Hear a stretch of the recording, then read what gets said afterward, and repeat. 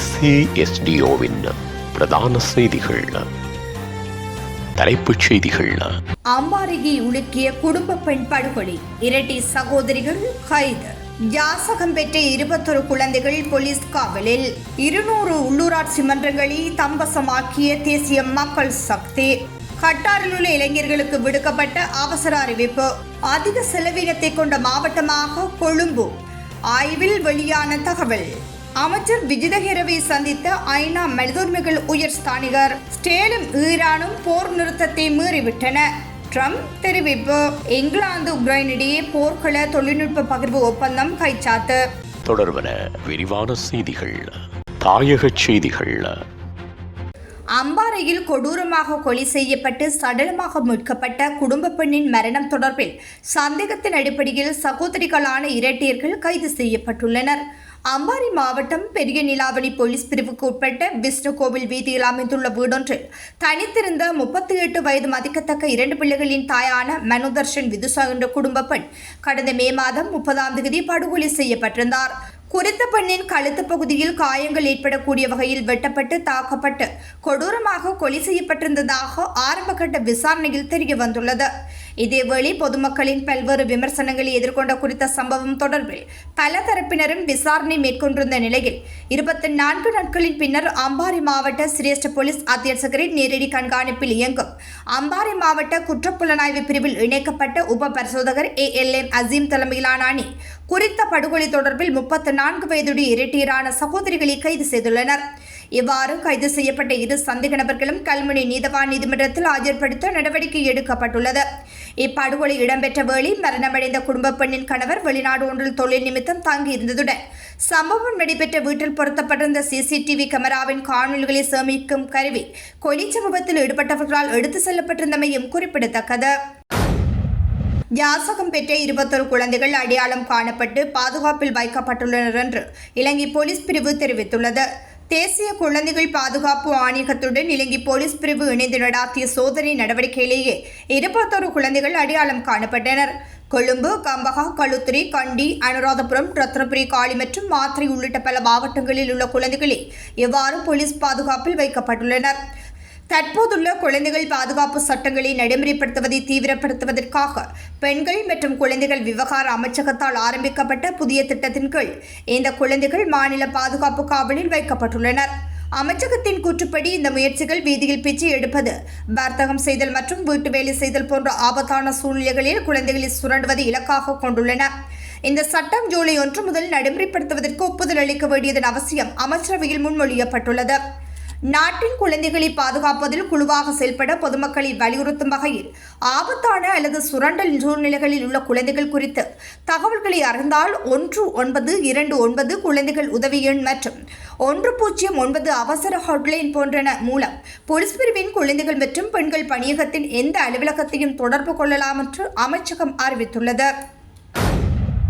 உள்ளூராட்சி மன்ற தேர்தலை அடுத்து நடைபெற்று முடிந்த தெரிவுகளில் 200 உள்ளூராட்சி மன்றங்களின் ஆட்சியை தேசிய மக்கள் சக்தி கைப்பற்றியுள்ளது என்று JVP தெரிவித்துள்ளது. உள்ளூராட்சி மன்ற தேர்வில் ஆரம்பமாக பலாங்கொடி நகரசபை மற்றும் தனமன்வில பிரதேச சபையில் பெரும்பான்மை வாக்குகளை பெற்று தேசிய மக்கள் சக்தி அதிகாரத்தை நிறுவியுள்ளது. அதேபோன்று இன்றும் 2 உள்ளூராட்சி மன்றங்களின் அமர்வுகளின் போது நடைபெற்ற தேர்தல்களில் தேசிய மக்கள் சக்தி பெரும்பான்மை வாக்குகளை பெற்று ஆட்சியை கைப்பற்றியது. அதன்படி தேசிய மக்கள் சக்தி இதுவரை மொத்தம் 200 உள்ளூராட்சி மன்றங்களை கைப்பற்றி ஆட்சி அதிகாரங்களை நிறுவ உள்ளது என்று மக்கள் விடுதலை முன்னணி ஊடகப்பிரிவு உறுதிப்படுத்தியுள்ளது. கட்டாரில் உள்ள இளைஞர்கள் தாங்கள் வசிக்கும் இடங்களில் பாதுகாப்பாக இருக்குமாறு கட்டாரில் உள்ள இலங்கை தூதரகம் அறிவுறுத்தியுள்ளது. ஸ்டேல் ஈரான் தாக்குதல் அதிகரித்து வரும் வேளையில் நேற்று கட்டாரில் உள்ள அமெரிக்க ராணுவ தளத்தின் மீது ஈரான் ஏவுகணை தாக்குதல் நடத்தியது. ஈரான் மீது அமெரிக்கா மேற்கொண்ட தாக்குதலுக்கு பதிலடியாகவே கட்டார் மீது ஏவுகணை தாக்குதல் நடத்தப்பட்டதாக ஈரான் பகிரங்கமாக தெரிவித்திருந்தது. இரு தரப்புக்கும் இடையிலான பதிலடி தாக்குதல்கள் மோசமடைந்து வரும் நிலையில் மத்திய கிழக்கு நாடுகளில் பதற்ற நிலை உருவாகியுள்ளது. இந்நிலையிலேயே கட்டாரில் உள்ள இளைஞர்களுக்கு இலங்கை அரசாங்கம் மற்றும் கட்டாரில் உள்ள இலங்கை தூதரகம் அவசர அறிவிப்பை வெளியிட்டுள்ளது. இளைஞர்கள் பாதுகாப்பாக இருக்குமாறும் அறிவுறுத்தல்களை கட்டாயமாக பின்பற்றுமாறும் அறிவுறுத்தப்பட்டுள்ளது. ஏதேனும் அவசர நிலை ஏற்பட்டால் 094711182587 என்ற எண்ணை தொடர்பு கொள்ளலாம் என்றும் கட்டாரில் உள்ள இலங்கை தூதரகம் தெரிவித்துள்ளது. 2025ஆம் ஆண்டு ஏப்ரல் மாதத்துக்கான உத்தியோகபூர்வ வறுமைக்கோடு தரவுகளை தொகை மதிப்பு மற்றும் புள்ளி விவர திணைக்களம் வெளியிட்டுள்ளது. அதன்படி தரவுகளின் அடிப்படையில் 25 மாவட்டங்களில் அதிக செலவினத்தை கொண்ட மாவட்டமாக கொழும்பு மாவட்டம் அமைந்துள்ளது. கொழும்பு மாவட்டத்தில் தனிநபரின் மாதாந்த செலவு 17,625 ரூபாவாக காணப்படுகிறது. குறைந்த செலவினத்தை கொண்ட மாவட்டமாக மொனராகலை மாவட்டம் பதிவாகியுள்ளது. மொனராகலை மாவட்டத்தில் தனிநபர் ஒருவர் தமது அடிப்படை தேவைகளை பூர்த்தி செய்வதற்கு மாதாந்தம் 16,626 ரூபாய் தேவைப்படுவதாக தொகை மதிப்பு மற்றும் புள்ளி விவர திணைக்களம் தெரிவித்துள்ளது. ஐக்கிய நாடுகளின் மனிதுரிமைகள் உயர்ஸ்தானிகர் வாக்கர் டர்க் மற்றும் வெளியுறவு வெளிநாட்டு வேலைவாய்ப்பு மற்றும் சுற்றுலாத்துறை அமைச்சர் விஜித ஹேரத் ஆகியோருடைய சந்திப்பு இன்று வெளியுறவு அமைச்சகத்தில் நடைபெற்றது. இந்த சந்திப்பின் போது மனிதுரிமைகள் தொடர்பான பரஸ்பர முக்கியமான பல விடயங்கள் கலந்துரையாடப்பட்டுள்ளன. இவற்றை முன்னெடுப்பதற்கு தொடர்ச்சியான பயனுள்ள இடைத்தரகராக செயற்படுவதற்கு அரசாங்கத்தின் உறுதிப்பாட்டை அமைச்சர் விஜித ஹேரத் மீண்டும் வலியுறுத்தியுள்ளார். புதிய அரசாங்கம் பதவியேற்ற பின்னர் சமாதான முயற்சிகள் மற்றும் மனிதுரிமைகள் தொடர்பான முன்னேற்றங்கள் குறித்து அமைச்சர் வாக்கர் டர்க்கிற்கு விளக்கம் அளித்தார். இந்த சந்திப்பு தொடர்பாக தனது எக்ஸ் கணக்கில் ஒரு பதிவு வெளியிட்ட அமைச்சர் விஜித ஹேரத் மனிதுரிமைகள் மற்றும் சமாதான முயற்சிகளை முன்னெடுப்பதற்கு ஐக்கிய நாடுகளுடன் இணைந்து செயற்பட அரசாங்கம் உறுதியாக உள்ளது என்று தெரிவித்துள்ளார். உலகச் செய்திகள். ஸ்டேலும் ஈரானும் போர் நிறுத்த அறிவிப்பை மீறிவிட்டதாக அமெரிக்க ஜனாதிபதி டொனால்ட் ட்ரம்ப் தெரிவித்துள்ளார். அதேவேளை ஈரான் தனது அணு ஆயுத திட்டத்தை மறுகட்டமைப்பு செய்ய முடியாது என்றும் தெரிவித்துள்ளார். இரு நாடுகளும் போர் நிறுத்த அறிவிப்பை மீறிய நிலையில் முதல் முறையாக ட்ரம்ப் கருத்து தெரிவித்துள்ளமை குறிப்பிடத்தக்கது. பாதுகாப்பு ஒத்துழைப்பை வலுப்படுத்துவதில் கவனம் செலுத்தி இங்கிலாந்து பிரதமர் ஹையர் டார்மரை சந்திப்பதற்கு உக்ரைன் ஜனாதிபதி நேற்று லண்டனுக்கு விஜயம் செய்துள்ளார். இந்த விஜயத்தின் போது இங்கிலாந்து மற்றும் உக்ரைன் போர்க்கள தொழில்நுட்பத்தை பகிர்ந்து கொள்வதற்கான ஒரு முக்கிய ஒப்பந்தம் கைச்சாத்திடப்பட்டுள்ளது.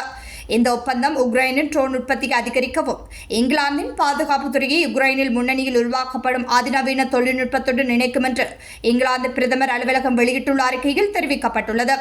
இதேவேளை 5 ஆண்டுகளுக்குள் ஒரு நேட்டோ நாட்டை ரஷ்யா தாக்க முடியும் என்று உக்ரைன் ஜனாதிபதி கூறியுள்ளார். மொத்த உள்நாட்டு உற்பத்தியில் 5% பாதுகாப்பு செலவினங்களை அதிகரிக்கும் கூட்டணியின் திட்டம் மிகவும் மெதுவாக உள்ளது என்றும் அவர் கூறியுள்ளமை குறிப்பிடத்தக்கது. மீண்டும் தலைப்புச் செய்தி. அம்பாரியை உலுக்கிய குடும்ப பெண் படுகொலை, இரட்டை சகோதரிகள் கைது. யாசகம் பெற்ற 21 குழந்தைகள் போலீஸ் காவலில். 200 உள்ளூராட்சி மன்றங்களை தம்பசமாக்கிய தேசிய மக்கள் சக்தி. கட்டாரில் உள்ள இளைஞர்களுக்கு விடுக்கப்பட்ட அவசர அறிவிப்பு. அதிக செலவினத்தை கொண்ட மாவட்டமாக கொழும்பு. ஆய்வில் வெளியான தகவல். அமைச்சர் விஜித ஹேரவை சந்தித்த ஐநா மனிதுரிமைகள் உயர் ஸ்தானிகர். ஸ்டேலும் ஈரானும் போர் நிறுத்தத்தை மீறிவிட்டன. ட்ரம்ப் தெரிவிப்பு.